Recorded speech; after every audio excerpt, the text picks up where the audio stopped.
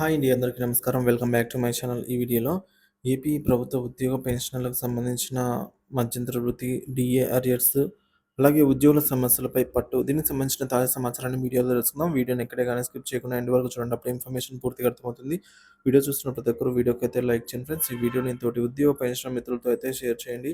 కొత్తగా మన ఛానల్ చూస్తున్న వారు సబ్స్క్రైబ్ చేసుకోకుంటే వెంటనే మన ఛానల్ అయితే సబ్స్క్రైబ్ చేసుకోండి. దీని ద్వారా నేను చేసే లేటెస్ట్ వీడియోస్ అన్నీ మీ వరకు రీచ్ అవుతాయి. ఇక ఆలస్యం చేయకుండా వివరాల్లోకి తెలుపుదాము. ఆంధ్రప్రదేశ్ రాష్ట్ర ప్రభుత్వ ఉద్యోగుల సమస్యలైనటువంటి ఐఆర్ మరియు పెండింగ్ సమస్యలపై తాజా సమాచారం అండి. ప్రస్తుతానికి అందిన సమాచారం ప్రకారం ఆంధ్రప్రదేశ్ ప్రభుత్వం ఇంటీరియం రిలీఫ్ కనీసం 23% అమలు చేయనుంది. కానీ 30% వరకు పెంచే అంచనా ఉందనైతే అంచనా వేస్తున్నారు.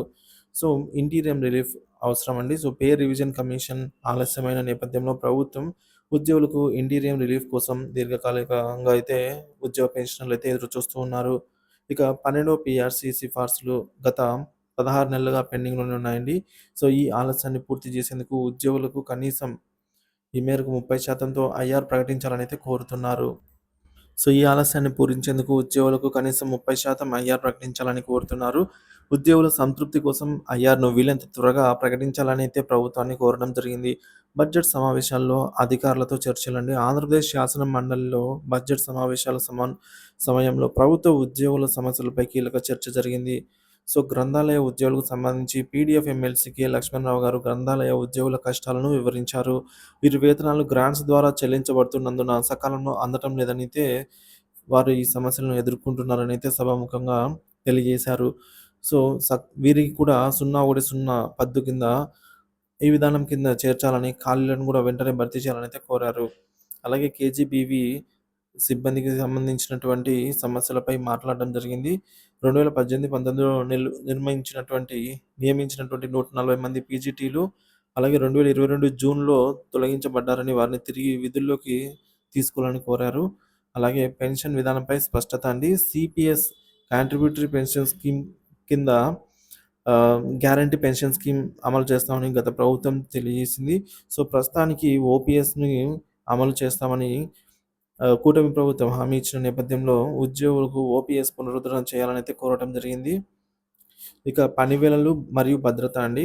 సో, కేజీబీవీ సిబ్బందిని రెగ్యులరైజ్ చేయాలని కోరటం జరిగింది. కనీస వేతనాలు అమలు చేయాలని, అలాగే సమయం సాయంకాలం విద్యార్థులు, మహిళా ఉపాధ్యాయుల భద్రత దృష్ట్యా సో, ఈ పని వేళలు ఏవైతే ఉన్నాయో వీటిని 9-5 వరకు కాకుండా సాయంత్రం 4కే పూర్తయ్యేలాగా మార్చాలనైతే కోరడం జరిగింది. సో, ముఖ్యంగా 25,000 కోట్ల ఉన్నటువంటి పెండింగ్ బకాయిలు చెల్లించాలనేది కోరడం జరిగిందండి. సో, ఈ మేరకు ఒక్కొక్క ఉద్యోగికి 2-3 లక్షల వరకు ప్రభుత్వము బకాయి పడింది.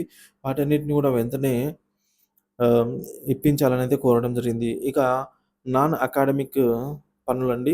యాప్ ఆధారిత పనులను వీటి వల్ల భారం పెరిగిందని వీటిని తగ్గించాలనైతే కోరటం జరిగింది. సో, ముఖ్యంగా ఐఆర్ 25-30% ప్రకటించాలి. 25,000 కోట్ల విలువ చేసే బకాయిలను ఒకేసారి కాకుండా షెడ్యూల్ విధంగా అయినా సరే చెల్లించాలి వెంటనే అని కోరటం జరిగింది.